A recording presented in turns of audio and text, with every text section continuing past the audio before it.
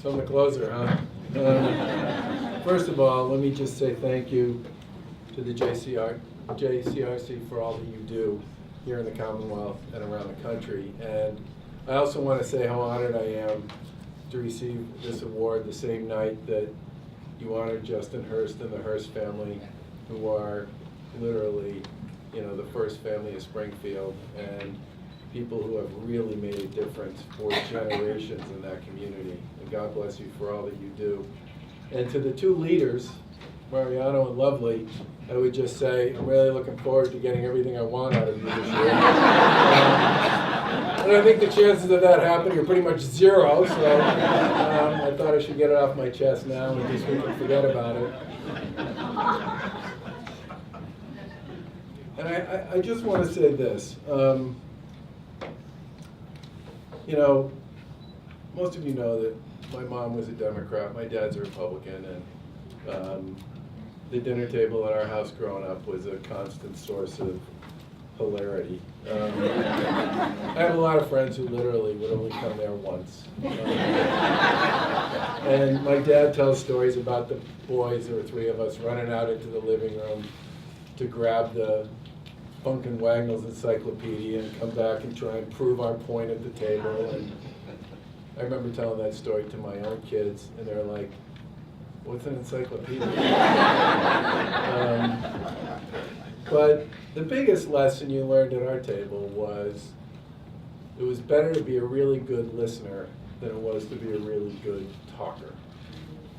My parents were big believers that you learn a lot more from listening than you do from talking, and I hope that over the course of my life I've picked a little of that up. The one story I want to tell, I took a trade mission to Israel. Several folks in this room were there with us, and I think it was really productive from an economic point of view, but some of the other elements of it, from my point of view, meant a lot more.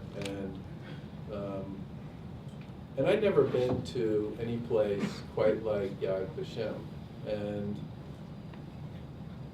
it's not just because of what it stands for and what it represents, it's because of the way it's organized. When you go to most museums, you kind of walk in the front door and you just wander around.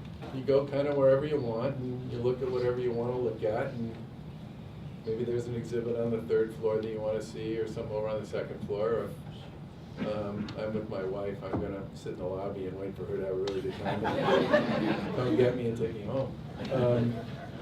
But in that particular museum, it's a journey. You walk in the front door and you start around 1900. And that journey, as you walk through that museum, is the journey of the worldview of the Jewish community as it developed between 1900 and the horrors of the 1940s. And as a kid growing up, one of the things you say to yourself is, how could it ever come to that? And truly, until I actually had a chance to take a walk through this museum and to watch how that drip, drip, drip, drip, drip, drip over time became the thunder of the hatred to that community,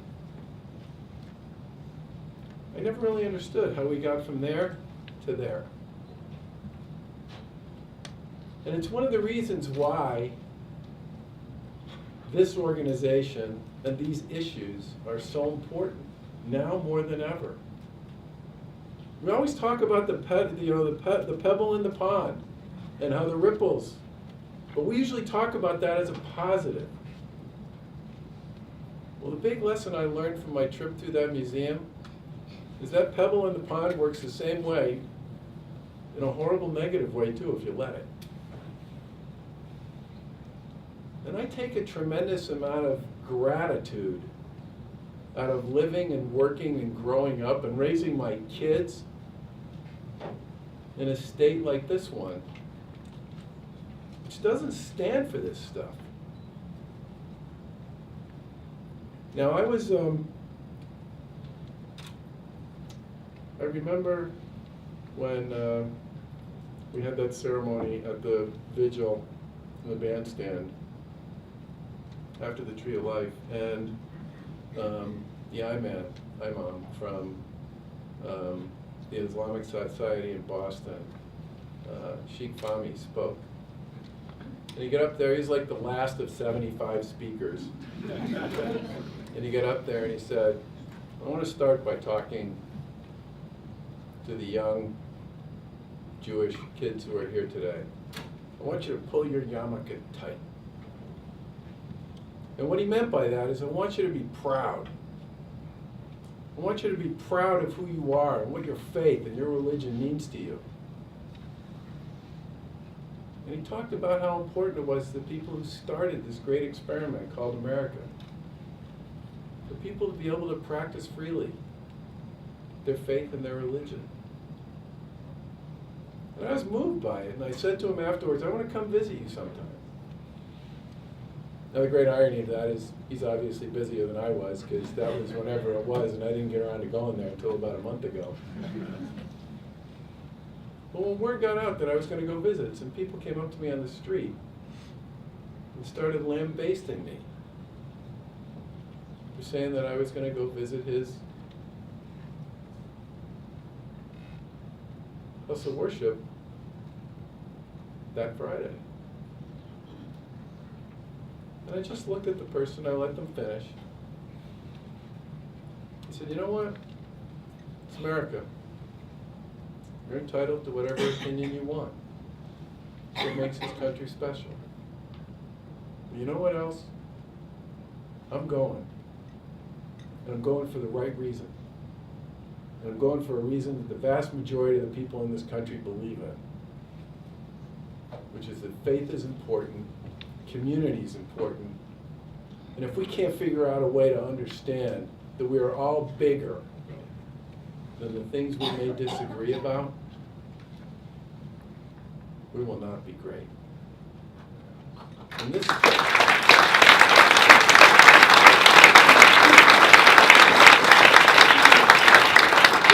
guy looked at me, twisted up his jaw, and he walked away. But there are so many more people on the right side of this issue than the wrong side, and the biggest difference is they're not as loud. And what I would just say to all of you, and several people said it tonight, remember what these kinds of organizations are about. You can't give an inch on this stuff. Because if you give an inch becomes a foot, becomes a block, becomes a mile. And it's organizations like this one, and communities like this, and commonwealths like this one, that don't give an inch whenever we may disagree about stuff. And that's what makes this place so special, and why I'm so honored that you thought to honor me tonight. Thank you.